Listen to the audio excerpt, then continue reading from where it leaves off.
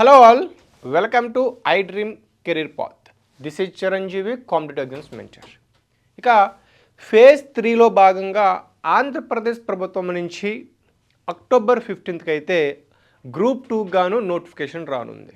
మరి గతంలో జరిగినటువంటి గ్రూప్ 2 ఎగ్జామ్ ప్యాటర్న్ అంటే క్వశ్చన్స్ ఏ విధంగా అడుగుతున్నారు, అసలు ప్రశ్నలు ఏ విధంగా అడుగుతున్నారు అని తెలుసుకోవాలి. ఎందుకంటే మనం ప్రిపేర్ అయ్యేటప్పుడు ప్రశ్నలు ఏ విధంగా అడుగుతున్నారో తెలిస్తే కనుక మనం ఆన్సర్స్ చేయడానికి మనం ఆ విధంగా ప్రిపేర్ అవ్వడానికి అవకాశం ఎక్కువ ఉంటుంది. కాబట్టి ఈ వీడియోలో గతంలో జరిగినటువంటి ఎగ్జామ్ పేపర్ అనాలిసిస్ చేస్తే అదేవిధంగా అందులో నుంచి ప్రశ్నలు ఏ విధంగా అడుగుతున్నారో ఈ వీడియోలో క్లియర్గా చూద్దాం. ఫస్ట్ చూసుకున్నట్లయితే డైరెక్ట్ క్వశ్చన్స్ వస్తాయండి, direct factual questions. So question direct ఒక సింగిల్ లైన్ క్వశ్చన్ ఉంటుంది, అందులో ఫ్యాక్చువల్ ఉంటుంది, 4 ఆప్షన్స్ ఉంటాయి. సో ఇది డైరెక్ట్గా క్వశ్చన్ వస్తుంది, అంటే స్ట్రైట్ ఫార్వర్డ్ ఉంటుంది క్వశ్చన్ అనేది. అదేవిధంగా సింగిల్ లైన్ క్వశ్చన్స్ ఉంటాయి, అంటే ఇక్కడ మీకు ప్రశ్నలు ఏమడుగుతారంటే డైరెక్ట్గా స్పెసిఫిక్ ఫ్యాక్ట్స్ అడుగుతారన్నమాట. Like dates, names and terminology, history పరంగా అవ్వచ్చు, ఎకానమీ పరంగా అవ్వచ్చు, ఇలా మనకి డైరెక్ట్ క్వశ్చన్స్ అడగడం జరుగుతుంది. ఇక ఇది ఫర్ సపోజ్ చెప్తున్నాను, అంటే example, who was the designer of the Indian national flag? మన జాతీయ పతాకాన్ని రూపకర్త ఎవరు దానిని డిజైన్ చేశారు? ఇలా ప్రశ్న డైరెక్ట్గా అడగడం జరుగుతుంది డైరెక్ట్ ఫ్యాక్చువల్ క్వశ్చన్స్లో. నెక్స్ట్ చూసుకుంటే multi statement analysis. Multi statements ఉంటాయి, క్వశ్చన్ ఉంటుంది, కింద మళ్ళీ మల్టిపుల్ స్టేట్మెంట్స్ ఉంటాయి, 2 స్టేట్మెంట్స్ ఆర్ 3, 4, 5 స్టేట్మెంట్స్. ఇది యూపీఎస్సీ స్టైల్ క్వశ్చన్స్ అనమాట, యూపీఎస్ స్థాయి ప్రశ్నలు. సో ఇందులో మీకు ఏంటంటే మల్టిపుల్ స్టేట్మెంట్స్ ఇస్తారు, అందులో మీరు కరెక్ట్ ఆన్సర్ మీరు చూస్ చేసుకోవాల్సిన అవసరం అయితే ఉంటుంది. సో కొంచెం టఫ్ ఇందులో, ఎందుకంటే ఈ స్టేట్మెంట్స్లో మనం కొంచెం మైండ్ పెట్టి కొంచెం దాన్ని ఎలిమినేట్ చేయగలగాలి. ఏ ఆప్షన్ ఏ స్టేట్మెంట్ కరెక్ట్ రాంగ్ అనేది మీరు చూస్ చేసుకోవాలి. సో ఇందులో మీకు ఏంటంటే ఫర్ సపోజ్ చూడండి క్వశ్చన్ ఎలా ఉంటుందంటే, consider the following statements regarding the 9th Asian winter games. ఇక్కడ ఒక 4-3 స్టేట్మెంట్స్ ఇస్తారు, మళ్ళీ కింద ఆప్షన్స్ ఇస్తారు. ఓకే, ఇది ఒక రకమైన ప్రశ్న రకం. నెక్స్ట్ మ్యాచింగ్, జతపరచడం, మ్యాచ్ ది ఫాలోయింగ్ అంటారు. ఇందులో ఏంటంటే మీకు లిస్ట్ 1 ఓ పక్క ఇస్తారు, ఇక్కడ లిస్ట్ 1, ఇక్కడ లిస్ట్ 2 ఇస్తారు. సో దీని రెండింటి మీరు మ్యాచింగ్ చేయాలి. ఇది ఒక రకమైన ప్రశ్న అడిగే విధానం. ఇక్కడ మీకు 4 మ్యాచింగ్స్ ఉండొచ్చు, ఆర్ 5x4 మ్యాచింగ్స్ ఉండొచ్చు అనమాట. సో ఇక్కడ మీకు కోడ్ ఉంటుంది అనమాట. కోడ్ అంటే A1, B2, C3, D4 ఇలా మీకు కోడింగ్ ఉంటుంది అనమాట. సో మీరు దాన్ని బట్టి మీరు మ్యాచింగ్ చేయాలి. నెక్స్ట్ సో ఫర్ సపోజ్ చూడండి, మ్యాచ్ లిస్ట్ ఏంటి, ఢిల్లీ సుల్తానేట్స్. లిస్ట్ 1లో ఢిల్లీ సుల్తానేట్స్ ఉంటే లిస్ట్ 2లో వాళ్ళు అంటే సుల్తానేట్స్ చేసినటువంటి రిఫార్మ్స్, సంస్కరణలు ఏంటి అనేది ఇస్తారు. మీరు అన్నింటినీ మీరు మ్యాచింగ్ చేయాలి. ఇది ఒక రకమైన ప్రశ్నలు. నెక్స్ట్ ఎనలిటికల్ డేటా ఇంటర్ప్రిటేషన్, అంటే విశ్లేషణపరమైన డేటా ఇంటర్ప్రిటేషన్ ఆన్సర్స్ ఉంటాయి. ఇందులో మీకు ఏంటంటే మీకు ఇది కంప్లీట్గా రీజనింగ్ ఫ్లో చార్ట్స్ టైప్లో క్వశ్చన్స్ అనమాట. మీకు మిర్రర్ ఇమేజెస్ కానీ కొంచెం డెప్త్గా వెళ్తారు. సో ఫర్ సపోజ్ దీనికి ఎలా అడుగుతారంటే ఒక పారాగ్రాఫ్ ఒక క్వశ్చన్ ఇస్తారు, అందులో వెళ్ళి మనం చదివి ఆన్సర్ చేయాల్సి ఉంటుంది. సో ఈ విధంగా 4 రకాల direct, multi statements, match the following and analytical type questions అయితే వస్తాయి. ఇప్పుడు ఏం చేద్దామంటే 2023లో జరిగిన ప్రిలిమ్స్ ఏదైతే గ్రూప్ 2 ప్రిలిమ్స్ ఎగ్జామ్ పేపర్ని ఒకసారి మీకు అనాలిసిస్ చేయడానికి ప్రయత్నిస్తాం. సో ఇది 2024లో జరిగినటువంటి ప్రిలిమ్స్ ఎగ్జామ్ అండి. మీకు చెప్తున్నాను మరొకసారి, ఎగ్జామ్ పేపర్ ఈ విధంగా ఉంటుంది. తెలుగు మీడియంలోని, ఇంగ్లీష్ మీడియంలో మనకి పక్కనే క్వశ్చన్స్ ఇవ్వడం జరుగుతుంది. 150 మినిట్స్ టైం ఉంటుంది మీకు. మొత్తం మార్కులు మీకు 150 అయితే ఉంటుంది. ఇక్కడ మీ సిరీస్ కూడా ఉంటుంది, ఇక్కడ మీ రిజిస్టర్డ్ నెంబర్ రాయాలన్నమాట ఎగ్జామ్ టైంలో. ఓకేనా? సో ఈ విధంగా మీకు కొన్ని సూచనలు ఇవ్వడం జరుగుతుంది, ఇన్స్ట్రక్షన్స్ తెలుగు ఇంగ్లీష్లో కూడా మీకు పక్కనే. సో ఈ విధంగా మీకు ఇస్తారు కాబట్టి మీరు ఒక ఐడియా. సో సెక్షన్ ఏ మనకి ఇండియన్ హిస్టరీ కదా. ఇండియన్ హిస్టరీలో ఫస్ట్ క్వశ్చన్ చూడండి, అండము, హర్మిక మరియు ఛత్రము అనేవి క్రింది బౌద్ధ స్మారక కట్టడాలలో దేని అంతర్భాగము? ఇది డైరెక్ట్ క్వశ్చన్. అండము హర్మిక ఛత్రము కింది బౌద్ధ స్మారక కట్టడంలో దేని అంతర్భాగము అంటే అండ, హర్మిక అండ్ ఛత్రి are integrated parts of which one of the following Buddhist monuments? Stupas. స్తూపాలో అండం ఉంటుంది, ఓకే, అండం ఉంటుంది, అదేవిధంగా హర్మిక ఛత్రము కూడా మనకి ఉంటుందన్నమాట. సో ఈ విధంగా డైరెక్ట్గా ప్రశ్నలు అడగడానికి ఎక్కువ అవకాశం ఉంది. నెక్స్ట్, కింది అశోకుని స్తూప శాసనంలో ఏది లుంబిని యొక్క భూ ఆదాయం రేటు 8వ వంతుకు తగ్గించబడిందని పేర్కొంది? కింద ఏ శాసనం, శాసనం గురించి డైరెక్ట్గా అడుగుతున్నారు. ఆ శాసనంలో ఏముందంట? లుంబిని యొక్క భూ ఆదాయం, ఈ లుంబిని ప్రాంతంలో వచ్చే భూ ఆదాయము రేటు 8వ వంతుకు తగ్గించబడిందని ఏ శాసనంలో పేర్కొనబడింది? ఏంది? రమిందేయి స్తంభ శాసనము, రమిందేయి పిల్లర్ ఇన్స్క్రిప్షన్. ఇది డైరెక్ట్ ప్రశ్నలు ఈ విధంగా అడుగుతున్నారు.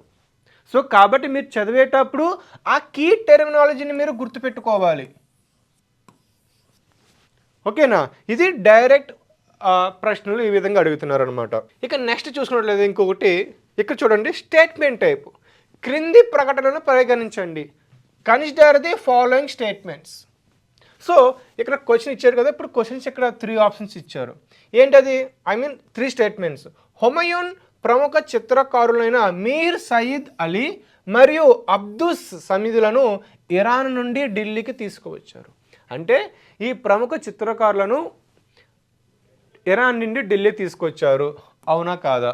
చూద్దాం. నెక్స్ట్, జహంగీర్ పాలన మొఘల్ పెయింటింగ్ యొక్క స్వర్ణయుగంగా పరిగణించబడుతుంది. ఇది ఒక స్టేట్మెంట్. నెక్స్ట్, జహంగీర్ పాలనలో డానిష్ వ్యాపారులు మొఘల్ ఆస్థానంలో యూరోపియన్ పెయింటింగ్ను ప్రవేశపెట్టారు. ఇప్పుడు మీరు ఈ మూడింట్లో ఏవి కరెక్ట్ చూడాలి. ఇప్పుడు ప్రశ్న ఏమడుగుతున్నాడు? కింది పైన ఇచ్చిన ప్రకటనలో ఏవి సరికానివి? చూడండి, ఇక్కడ మీకు క్లియర్గా ఒక వర్డ్ మెన్షన్ చేశారు, సరికానివి, ఇన్కరెక్ట్. సరైనవి కాదు, ఏవి ఇన్కరెక్ట్ అన్నారు. సో ఇక్కడ సరికానివి అన్నప్పుడు ఇందులో హుమయూన్ అనే వ్యక్తి ఏంటి, ప్రముఖ చిత్రకళను సయీద్ అలీ మరియు అబ్దుల్ సమీదులను కూడా ఇరాన్ నుండి ఢిల్లీ తీసుకొచ్చారు. This is the right. Next, Jahangir పాలనలో జహంగీర్ పాలనను మొఘల్ పెయింటింగ్ యొక్క స్వర్ణయుగంగా పరిగణించబడతారు, అవును, రైట్. కానీ జహంగీర్ పాలనలో డానిష్ వ్యాపారులు మొఘలు ఆస్థానంలో యూరోపియన్ పెయింటింగ్ను ప్రవేశపెట్టలేదు. So these are wrong answer. ఇదే ఆన్సర్ ఇంకోలాగా అడగవచ్చు, ఏవి కరెక్ట్ అంటారు. ఏవి కరెక్ట్ అన్నప్పుడు ఏ అండ్ బి. చూడు అక్కడ ఆప్షన్ కూడా అది ఉంది, కానీ ఆన్సర్ ఇది కాదు. క్వశ్చన్ ఇన్కరెక్ట్ అన్నప్పుడు ఇది అవుతుంది. ఇదే క్వశ్చన్ కరెక్ట్ సరైనవి అన్నప్పుడు ఆప్షన్ 1 అవుతుంది. సో ఇది కొంచెం మీరు ఆలోచించి ఆన్సర్ చేయవలసిన అవసరం అయితే ఉంది. సో ఇటువంటి ఇన్కరెక్ట్ వర్డ్ అనేది మీరు గుర్తుపెట్టుకోవాలి. ఇది యాక్చువల్గా యూపీఎస్సీ తరహా ఎగ్జామ్స్కి అడుగుతారనమాట. సో గ్రూప్ 2లో కూడా కొంచెం టఫ్ క్వశ్చన్స్ని ఈ విధంగా ఫ్రేమ్ చేసి అడుగుతారు. సో కాబట్టి ఈ విధంగా మీరు ప్రాక్టీస్ ఎక్కువ చేయాలి. సో నెక్స్ట్ చూడండి, 4th క్వశ్చన్. ఏ మౌర్య అధికారి తూనికలు మరియు కొలతలకు బాధ్యత వహించారు? So which Mauryan officer was the incharge of weights and measures? ఎవరు? సో డైరెక్ట్గా ప్రశ్న అడగడం జరిగింది. పాతవాధ్యక్ష డైరెక్ట్ ప్రశ్న అది. సో ఇది కూడా 5th one direct, 6th one కూడా డైరెక్ట్, 7th వన్ మళ్ళీ స్టేట్మెంట్స్. ఇందాక 3 స్టేట్మెంట్లు వస్తే ఇక్కడ 4 స్టేట్మెంట్లు ఇచ్చారు. చూడండి ఇక్కడ 4 స్టేట్మెంట్స్ ఇచ్చారు. సో ఈ 4 స్టేట్మెంట్లోని ఇప్పుడు ఆప్షన్స్ ఇవ్వలేదు. ఇక్కడ ఇందాక 3 స్టేట్మెంట్లు ఇచ్చి ఆప్షన్స్ ఇచ్చారు, ఏబి ఏసి ఇలాగ ఇచ్చారు. కానీ ఇక్కడ ఏ స్టేట్మెంట్ సరికానిది, which statement is incorrect. So 4 స్టేట్మెంట్లు ఇచ్చారు, ఇందులో ఒకటే రాంగ్ అవుతుంది. అంటే స్టేట్మెంట్లో కూడా డిఫరెంట్గా అడుగుతున్నాడు. ఒకటి ఆప్షన్స్ ఇస్తున్నాడు, 2 ఆప్షన్స్ ఇవ్వకుండా ఓన్లీ డైరెక్ట్గా స్టేట్మెంట్లు ఇచ్చేసి ఏది ఇన్కరెక్ట్ ఏది కరెక్ట్ అంటాడు. దీన్ని ఇంకో అడుగుతాడంటే 3 రైట్ 3 ఇన్కరెక్ట్ ఇస్తాడు, 1 కరెక్ట్ ఇస్తాడు. సో ఆ విధంగా కూడా అడగడానికి ప్రశ్నలో అవకాశం ఉందన్నమాట. నెక్స్ట్ చూడండి, 8th question. Match list 1 with list 2 and select correct answer using the course given below list. జాబితా 1 మరియు జాబితా 2లను జతపరచడం ద్వారా కింది వాటిలో సరైన సమాధానాన్ని గుర్తించండి. ఇక్కడ లిస్ట్ 1 ఇచ్చాడు, ఇక్కడ లిస్ట్ 2. చూడండి, ఇక్కడ ఢిల్లీ సుల్తాన్లు ఇచ్చారు, ఇక్కడ వాళ్ళు చేసిన సంస్కరణలు. సో ఇక్కడ మీకు కోడింగ్ ఇస్తాడు. ఇప్పుడు ఏంటి, ABCD కోడింగ్ ఇచ్చారు. ఇప్పుడు ఏ ఉంది కదా, ఇప్పుడు ఏ కరెక్ట్, మహమ్మద్ బిన్ తుగ్లక్. దీనికి సరైన ఆన్సర్ ఏంటి, టోకెన్ కరెన్సీని తీసుకొచ్చాడు. ఇప్పుడు అల్లావుద్దీన్ ఖిల్జీ ఏం చేశాడు, అల్లావుద్దీన్ ఖిల్జీ ఏం చేశాడంటే గుర్రాల బ్రాండ్కి ఇచ్చేసిండు. నెక్స్ట్ ఇల్టుట్మిస్ ఏం చేశాడు, సో ఇల్టుట్మిస్ ఏం చేశాడు, సిల్వర్ టంకను ఇంట్రడ్యూస్ చేశాడు. నెక్స్ట్ ఫిరోజ్ షా తుగ్లక్ ఏం చేశాడు, నీటిపారుదలను అభివృద్ధి చేశాడు. So answer is 2. ఈ విధంగా మీరు చూస్ చేసుకొని ఆ ఆప్షన్ ఎందువుతుందో చూసుకోండి. ఇక్కడ కొంచెం మీరు టెక్నిక్ మెన్షన్ చేయొచ్చు. ఎట్లా అంటే చూడండి, ఏ అనేది మీకు 2 అయింది. మీకు ఇప్పుడు ఫర్ సపోజ్ మహమ్మద్ బిన్ తుగ్లక్ అనే వ్యక్తి టోకెన్ కరెన్సీ తీసుకొచ్చాడు అని మీకు ఆప్షన్ ఒకటే గుర్తుంది, రిమైనింగ్ మీకు గుర్తులేదు. ఫర్ సపోజ్ ఈ ఆన్సర్ వరకు చూడండి, ఇక్కడ క్లియర్గా ఏ అనేది 2 అవుతున్నప్పుడు ఇంకా వేరే ఆప్షన్స్లో 2 అవ్వడానికి ఛాన్స్ లేదు, ఇంకా మీకు క్లియర్గా అర్థమవుతుంది. సో ఆన్సర్ 2 అని చెప్పవచ్చు. సో ఒకవేళ మీకు ఏ అనేది 2 అవడానికి అవకాశం ఉంది, 4 అవడానికి అవకాశం ఉంది, కానీ అప్పుడు 2 ఆప్షన్స్ అవుతున్నాయి. అప్పుడు మీరు ఏం చేస్తారంటే మీకు ఇంకొక ఆప్షన్ ఫర్ సపోజ్ తెలిసింది అనుకుంది, ఇల్టుట్మిస్ ఏం చేశాడు, ఓకే 4 చేయడానికి అవకాశం ఉంది. సో D4 ఎక్కడ ఉంది, మీరు ఇక్కడ ఉంది. సో ఇది రాంగ్, అప్పుడు నీకు 1 అవుతుంది. సో అప్పుడు మీరేం చేస్తారంటే క్లియర్గా 2-3 ఆప్షన్స్ మీరు ట్రై చేయండి. ఇప్పుడు మీకు Muhammad bin Tughlaq token currency, yes, ఏ అనే వ్యక్తి 2 తీసుకొచ్చాడు, ఓకే రైట్. ఇప్పుడు B1 అవడానికి అవకాశం ఉంది.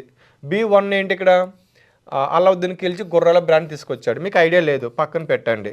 ఇప్పుడు C4 అవుతుంది, ఇల్టుట్మిస్ సిల్వర్ టంకాయ్, ఎస్ రైట్. ఇప్పుడు ఫిరోజ్ షా తుగ్లక్ నీటిపారుదల. సో మీకు ఇక్కడ C తెలిసింది, ఏ తెలిసింది, ఏ 2 అవుతుంది, C4 అవుతుంది. ఇంకెక్కడ కూడా ఆప్షన్స్ లేవు కాబట్టి ఈ విధంగా కూడా మీరు కామన్ సెన్స్ యూజ్ చేసి ఆన్సర్ చేయవచ్చు. సో 9th వన్ కూడా డైరెక్ట్ క్వశ్చన్. ఇంకా 10th వన్ చూడండి, లిస్టింగ్ ఇచ్చాడు, లిస్టింగ్ ఇచ్చి కోడింగ్ ఇచ్చాడు. ఇది ఒక రకమైన ప్రశ్నలు అన్నమాట. సో ఇంక ఇది కూడా డైరెక్ట్ క్వశ్చన్, ఇది కూడా డైరెక్ట్ క్వశ్చనే.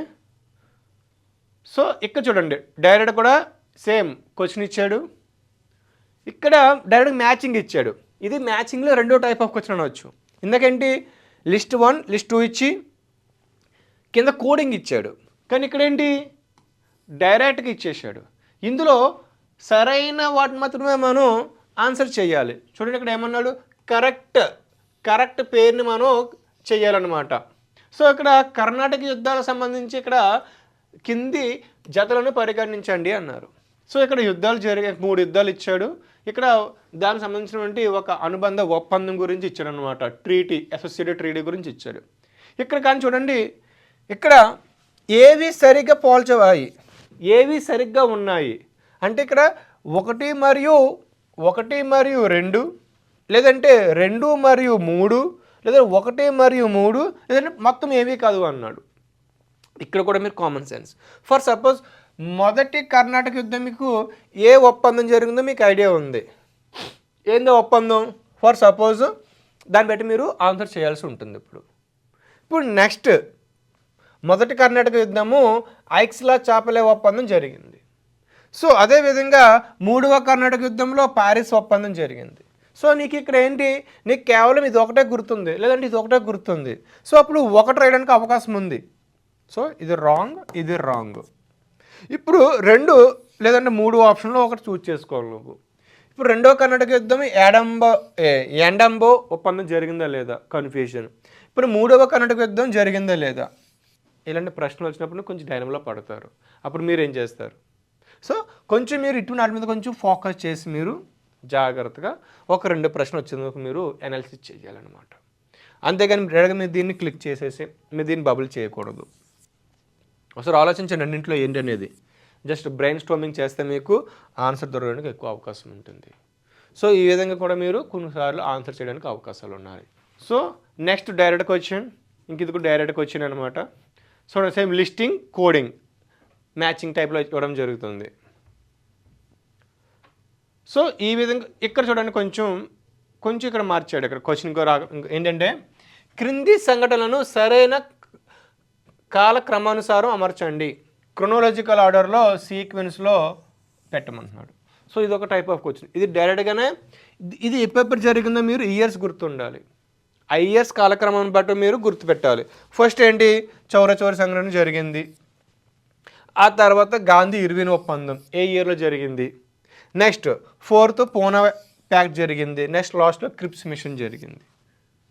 క్రిప్స్ మిషన్ ఎప్పుడు జరుగుతుంది? క్రిప్స్ ఇది మనకి ఆ రాజ్యాంగాన్ని నిర్మించే ముందు మనకి ఇది జరుగుతుంది. సో దాని తర్వాత ముందు ఇది జరుగుతుంది. సో ఈ విధంగా మీరు ఇయర్స్ గుర్తుపెట్టుకోండి. ఆ విధంగా ఇది ఒక రకమైన ప్రశ్న అడగడానికి అవకాశం ఉంది. సో కాబట్టి మీరు ఏం చేస్తారంటే కీవర్డ్స్ గుర్తుపెట్టుకోండి. చూడండి ఇక్కడ నాట్ కరెక్ట్లీ మ్యాచ్డ్ అన్నాడు. నాట్ కరెక్ట్లీ మ్యాచ్డ్ అంటే ఇక్కడ చూడండి ఫోర్ మ్యాచింగ్స్ ఇచ్చాడు. ఇందులో ఏది నాట్ కరెక్ట్. సో ఏదనేది మీరు గుర్తుపెట్టుకొని మీరు ఆన్సర్ చేయవలసిన అవసరం అయితే ఉంది.